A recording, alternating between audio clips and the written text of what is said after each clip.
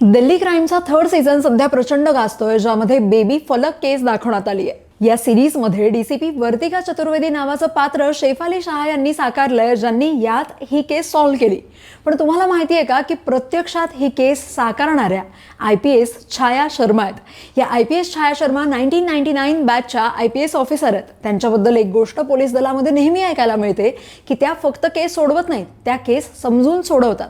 त्यांच्या डिसिजन मेकिंगचं नेहमी कौतुक होत असतं।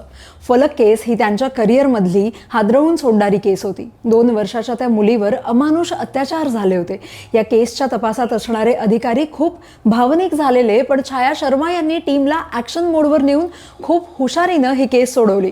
फलक केसच नाही तर त्यांनी Nirbhaya case, Defence Colony bank van heist आणि PNL निधी आर्थिक घोटाळा अशा कॉम्प्लिकेटेड केसही सोडवल्या। गँगस्टर गँग, सिरियल स्नॅचर्स आणि तस्करीच्या नेटवर्कचा त्यांनी छडा लावला। त्यांनी पार पाडलेले अनेक ऑपरेशन्स आजही दिल्ली पोलीस प्रशिक्षणात केस स्टडीज म्हणून शिकवले जातात। छाया शर्मा यांनी बालकांवर होणारा अत्याचार, ट्रॅफिकिंग आणि लैंगिक गुन्ह्यांच्या प्रकरणात काउन्सिलिंग, मेडिकल सपोर्ट आणि प्रोटेक्शन युनिट्स यांना पोलीस तपासाचा भाग बनवलं।